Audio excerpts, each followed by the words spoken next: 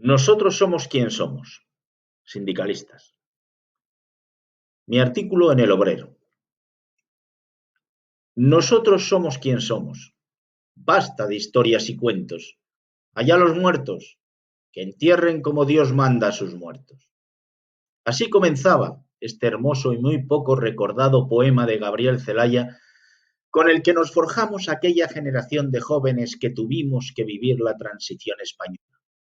Y aunque es cierto que no vivimos del pasado, ni damos cuerda al recuerdo, es verdad que el agua de nuestros ríos es turbia casi siempre, atropellada siempre, pero fresca cada vez menos.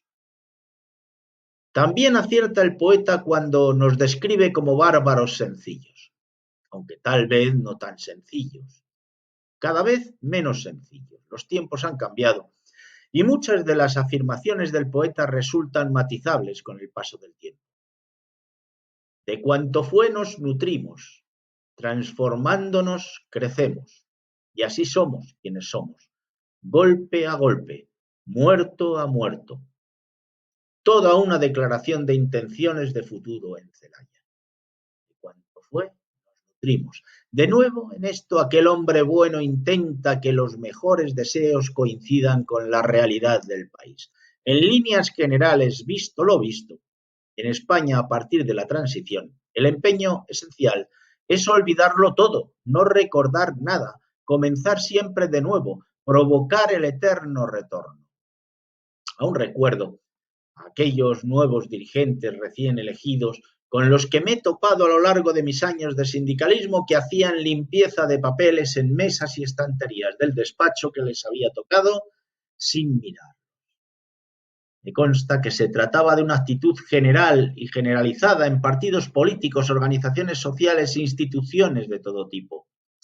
Así, hemos perdido, seguro, toneladas de memoria y hasta nos cuesta reconstruir cómo sucedieron las cosas, qué actas se levantaron, cómo preparamos y sacamos adelante las movilizaciones, cómo transcurrieron las negociaciones y hasta qué acuerdos terminamos firmando.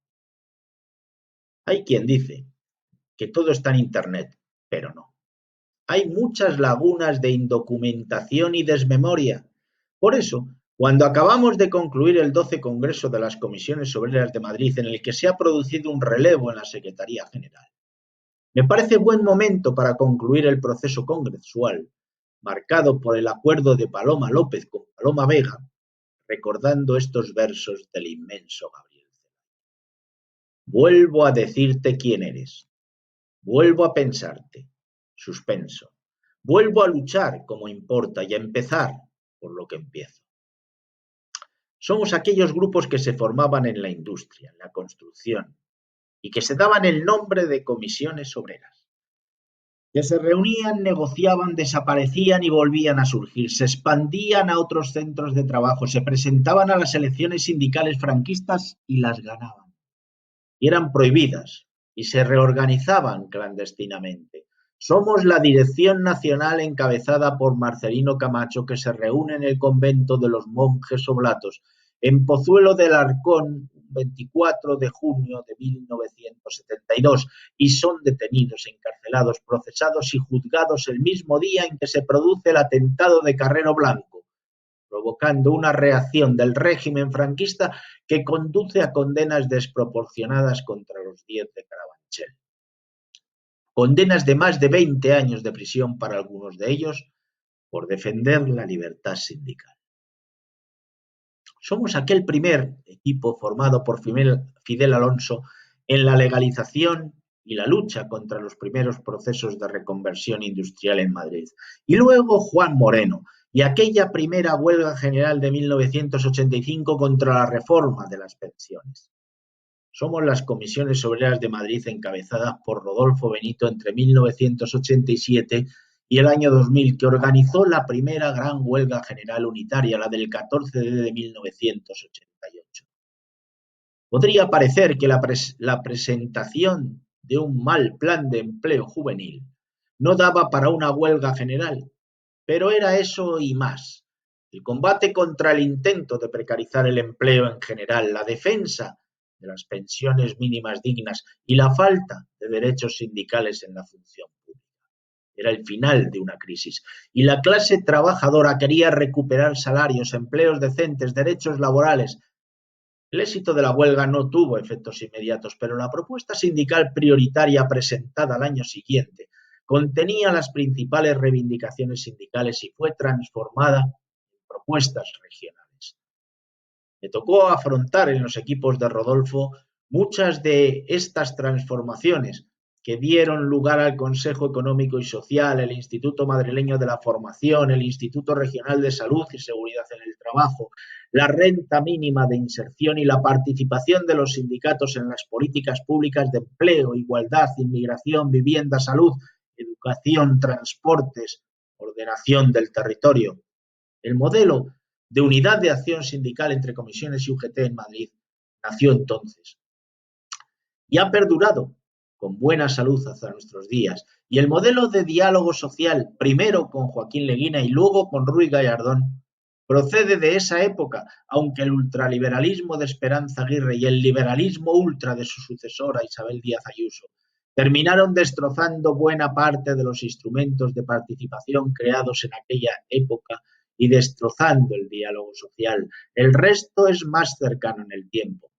La etapa que vivimos a partir del año 2000, durante 3 congresos míos y 2 más de Jaime Cedrún, ha sido turbulenta, comenzando por el golpe regional del Tamayazo que cambió el designio de las urnas y supuso el pistoletazo de salida a todos los desmanes de la corrupción bajo la presidencia de Esperanza Aguirre. La solidaridad con el desastre del Prestige, el no a la guerra, los atentados del 11M de 2004, los constantes atentados de ETA y las reacciones de Madrid con concentraciones, manifestaciones impresionantes como la que organizamos contra el atentado de la T4, minutos de silencio y de paros en los centros de trabajo, la crisis iniciada en 2008, las imponentes luchas contra los recortes, el 15M, las mareas, la crisis climática y de remate la lucha contra la pandemia para mantener la vida y los empleos. En el trayecto, las huelgas generales de 2002, la del no a la guerra en 2003, la de 2010, 2 en 2012, entre ellas la primera huelga general europea y la primera internacional del siglo XXI contra los recortes y el paro internacional de mujeres de 2018. Por el camino, movilizaciones importantes como Sintel, el Severo Ochoa de Leganés, Telemadrid, Coca-Cola o los 8 de Airbus y el derecho de huelga para conseguir la abolición del artículo 315.3 del Código Penal, por el que cientos de trabajadores se veían amenazados con condenas de cárcel por ejercer el derecho de huelga. Huelga no es delito. Y casi al final del poema, no quiero justificarme, como haría un leguleyo, quisiera ser un poeta y escribir tu primer verso.